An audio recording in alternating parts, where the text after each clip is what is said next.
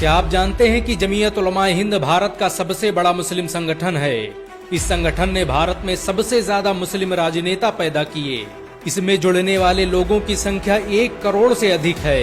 ये भारत का अकेला मुस्लिम संगठन है जिसके देश भर में 3000 से अधिक प्राइमरी स्कूल चलते हैं। जमीयत उलमाए हिंद के भारत में 1700 से अधिक ऑफिस मौजूद हैं। ये संगठन भारत में 15,000 से अधिक मकतबों का संचालन करता है। जमीयत उलमाए हिंद को भारत सरकार कई अवार्ड से सम्मानित कर चुकी है।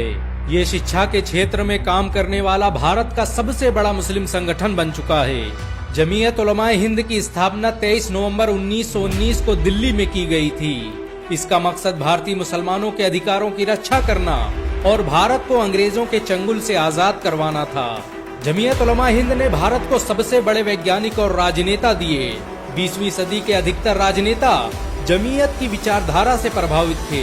दारुल उलूम देवबंद में पढ़ने वाले मुफ्ती किफायतुल्ला जमीयत उलमाए हिंद के पहले अध्यक्ष थे।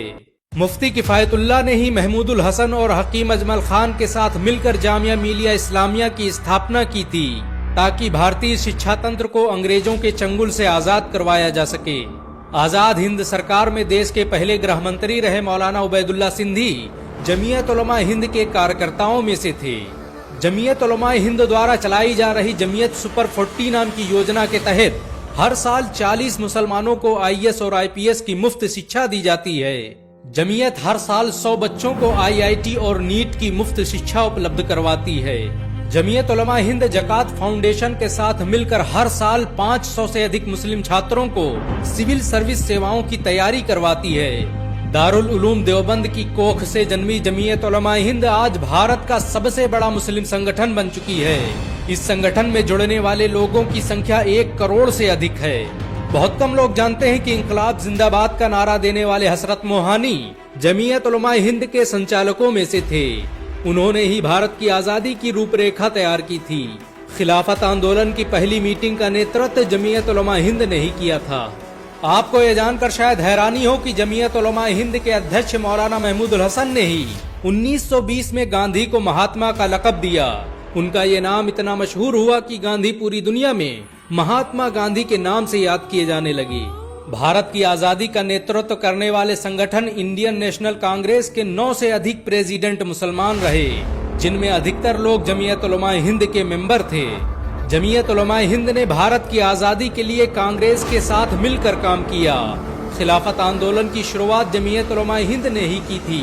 जमीयत उलमाए हिंद को पहचान दिलाने में दारुल उलूम देवबंद का बड़ा किरदार रहा। दारुल उलूम देवबंद के उस्ताद रहे मुर्तजा हसन चांदपुरी जमीयत उलमाए हिंद के पहले उपाध्यक्ष थे। दारुल उलूम देवबंद के छात्र रहे मुफ्ती किफायतुल्ला जमीयत उलमाए हिंद के पहले अध्यक्ष थे। दारुल उलूम देवबंद के पहले छात्र रहे मौलाना महमूदुल हसन जमीयत उलमाए हिंद के दूसरे अध्यक्ष थे। उन्होंने ही भारत की आजादी के लिए रेशमी रुमाल आंदोलन की शुरुआत की थी। दारुल उलूम देवबंद आज भी जमीयत उलमाए हिंद का नेतृत्व कर रहा है।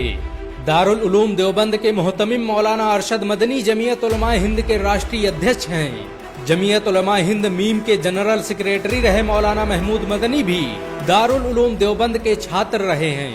मौलाना महमूद मदनी को दुनिया के सबसे प्रभावशाली मुसलमानों की लिस्ट में जगह दी जा चुकी है। रॉयल इस्लामिक सेंटर के सर्वे के मुताबिक मौलाना महमूद मदनी दुनिया के 27वें सबसे प्रभावशाली मुसलमान हैं। बहुत कम लोग जानते हैं कि आजादी के वक्त जमीयत उलमाए हिंद का अपना अखबार भी था। 1938 में अंग्रेजों ने बगावत के जुर्म में जमीयत अखबार पर पाबंदी लगा दी और इसके पत्रकारों को जेल में डाल दिया। 1947 में मोहम्मद मियां देवबंदी ने दोबारा इस अखबार की शुरुआत की जो आज तक जारी है। आपको ये जानकर शायद हैरानी हो कि जमीयत उलमाए हिंद ने ही सबसे पहले असहयोग आंदोलन की शुरुआत की थी। 1920 में जमीयत के नेतृत्व में 500 से अधिक उलमाओं ने फतवा देते हुए ऐलान किया कि अंग्रेजों की गुलामी हराम है और मुसलमानों पर फर्ज है कि वो भारत की आजादी के लिए अपना सब कुछ कुर्बान कर दें। भारतीय इतिहास में ये फतवा तर्क मवालात के नाम से जाना जाता है। भारत के सबसे बड़े मुस्लिम संगठन जमीयत उलमाए हिंद की स्थापना दारुल उलूम देवबंद के द्वारा की गई। रेशमी रुमाल आंदोलन की शुरुआत करने वाले मौलाना महमूदुल हसन और मौलाना उबैदुल्ला सिंधी जमीयत उलमाए हिंद के संस्थापकों में से थे।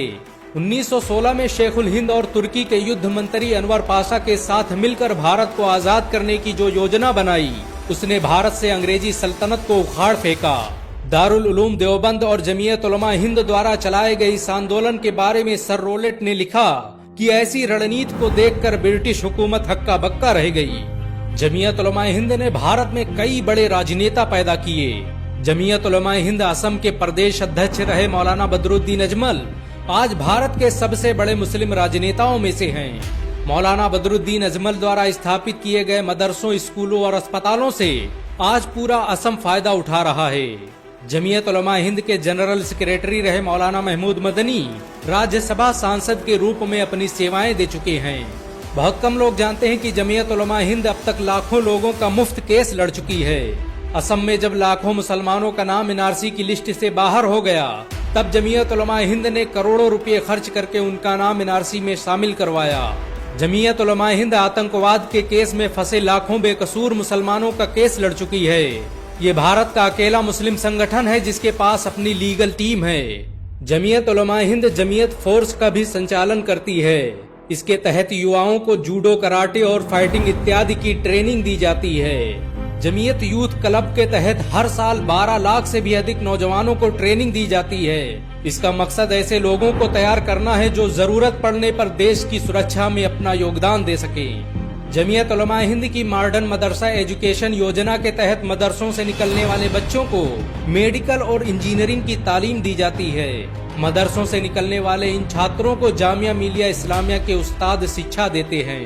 जमीयत उलमा हिंद का भारत की आजादी में बड़ा किरदार रहा। ये पहला भारतीय संगठन था जिसने बंटवारे का सबसे अधिक विरोध किया। जमीयत के मुताबिक ये देश का नहीं, मुसलमानों की ताकत का बंटवारा था।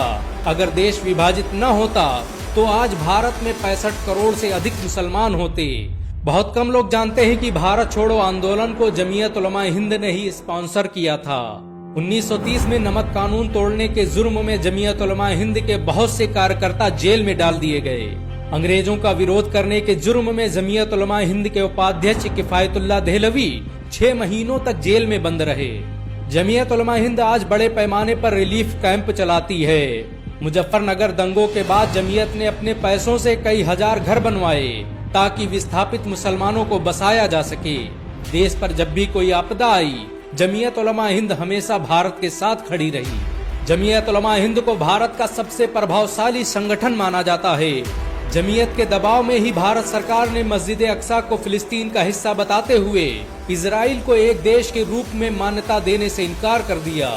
आजादी के वक्त जब मुसलमानों का कत्लेआम शुरू हुआ, तब जमीयत ने जवाहरलाल नेहरू से एक समझौता किया कि भारत सरकार मुसलमानों के पर्सनल लॉ में कोई छेड़खानी नहीं करेगी।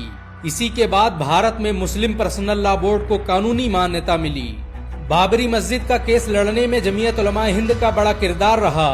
1934 में किफायतुल्लाह देहलवी ने फैजाबाद का दौरा किया और बाबरी मस्जिद की पहली रिपोर्ट पेश की। 1952 में मौलाना अबुल कलाम आजाद और हुसैन अहमद मदनी ने ही ये फैसला किया कि हम इस मामले को कोर्ट तक ले जाएंगे। जमीयत उलमा हिंद ने ही बाबरी मस्जिद वर्किंग कमेटी बनाई, जिसमें जफर याब जीलानी और मोहम्मद मतीन जैसे वकील शामिल थे। आपको ये जानकर शायद हैरानी हो कि भारत में स्लाटर हाउस को जमीयत उलमा हिंद ही हलाल का सर्टिफिकेट देती है। जमीयत उलमा हिंद ने मलेशिया के साथ मिलकर हलाल ट्रस्ट का गठन किया, जिसके जरिए स्लाटर हाउस की जांच कर उसके गोश्त को हलाल और हराम होने का सर्टिफिकेट दिया जाता है। जमीयत उलमा हिंद भारत का सबसे पुराना गैर राजनीतिक संगठन है। 12 लोगों के साथ शुरू हुई जमीयत में आज करोड़ों लोग काम करते हैं। जमीयत आज सिर्फ एक इदारा ही नहीं, भारत की पहचान बन चुका है। इस संगठन ने हर दौर में भारत के लिए सबसे ज्यादा कुर्बानियां दी। भारत को जब भी जरूरत पड़ी, जमीयत का हर कार्यकर्ता सीना ताने खड़ा रहा। सच तो ये है कि जमीयत आज भी मुसलमानों के दिलों में बसती है। मुसलमान इसकी हिफाजत के लिए अपना सब कुछ कुर्बान कर सकते हैं। अगर एक मुसलमान होने के नाते आपको गर्व महसूस हुआ हो तो इस वीडियो को लाइक और शेयर जरूर करें। ऐसी और वीडियो को देखने के लिए हमारे चैनल को सब्सक्राइब करें, घंटा जरूर दबाएं।